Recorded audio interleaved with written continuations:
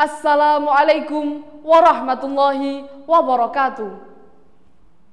Yang terhormat, Dewan Juri Kompetisi Pidato Virtual Himpunan Mahasiswa Program Studi Pemikiran Politik Islam IAIN Kudus. Puja dan puji syukur saya panjatkan kehadirat Allah Subhanahu wa Ta'ala atas limpahan rahmat dan hidayatnya. Saya bisa mengikuti kompetisi ini.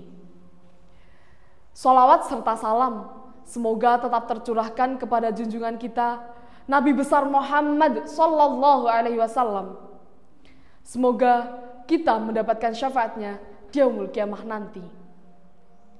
Sebelumnya, izinkan saya, Jesslyn Kesha Ferani, sebagai perwakilan dari SMA Queen Al-Falah, menyampaikan sebuah pidato dengan tema Andai Aku Menjadi Presiden.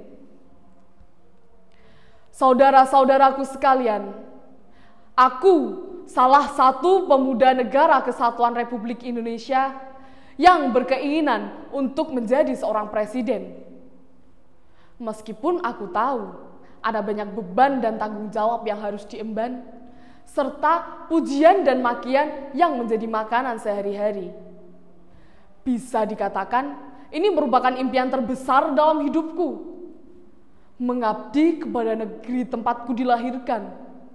Mengabdi untuk sebuah negeri yang memberikanku banyak makna tentang kehidupan dan perjuangan.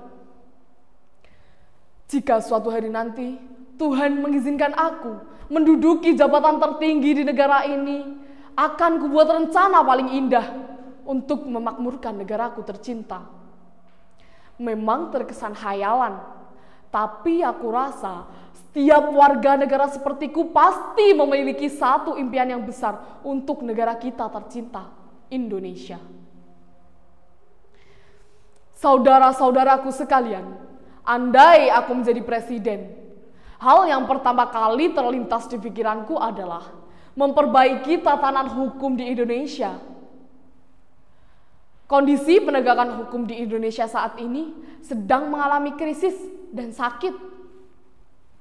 Fenomena ini terjadi karena banyak aparat penegak hukum yang merupakan elemen penting dalam proses penegakan hukum terlibat dalam berbagai macam kasus pidana, terutama kasus korupsi. Implikasi nyata dari kejadian ini adalah hukum kehilangan rohnya, yakni keadilan. Oleh karena itu, hukum saat ini ibarat sebuah pisau yang sangat tajam jika digunakan ke bawah dan akan sangat tumpul jika digunakan ke atas. Tagar percuma lapor polisi bahkan sempat viral di media sosial akibat kekesalan masyarakat terhadap kinerja salah satu aparat penegak hukum. Saudara-saudara sekalian, andai aku menjadi presiden, hal yang tak luput dari pemikiranku adalah masih tingginya angka penyalahgunaan narkotika. Penyalahgunaan narkotika di Indonesia merupakan masalah yang rawan terjadi.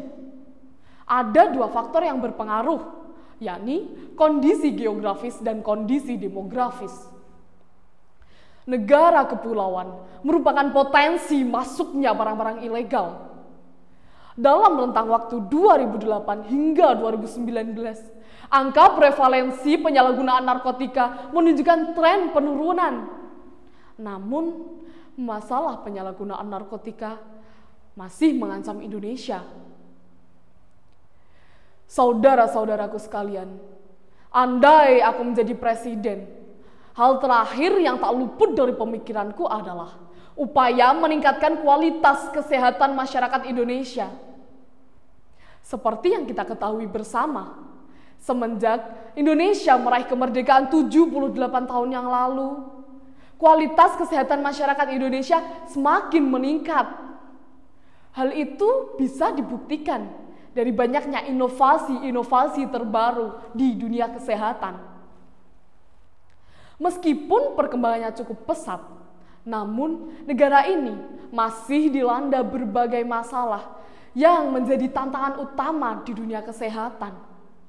Masalah-masalah tersebut diantaranya, yang pertama, meningkatnya resiko kematian ibu akibat melahirkan.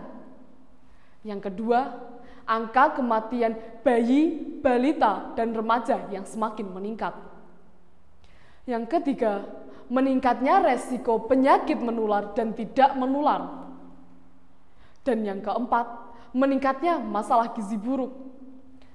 Saat ini, masalah gizi di Indonesia masih sangat kompleks, terutama stunting. Stunting sendiri disebabkan oleh kemiskinan dan pola asuh yang tidak tepat. Hal itu mengakibatkan kemampuan kognitif yang tidak berkembang secara maksimal. Dan terakhir, yang tidak kalah penting adalah masalah kesehatan jiwa, terutama di kalangan remaja. Seperti yang kita ketahui, masalah kesehatan jiwa di Indonesia merupakan salah satu masalah yang berdampak sangat signifikan di dunia kesehatan. Berdasarkan data, lebih dari 14 juta jiwa masyarakat Indonesia mengalami gangguan mental dan emosional. Sementara itu, lebih dari 400.000 orang mengalami gangguan jiwa berat. Saudara-saudaraku sekalian, memang mudah merancang sebuah rencana. Namun yang menjadi pertanyaan, mampukah aku merealisasikan rancangan yang sudah aku susun sedemikian rupa untuk kemajuan bangsa ini? Semoga jika suatu hari nanti aku menjadi presiden, aku bisa menjadi presiden yang amanah.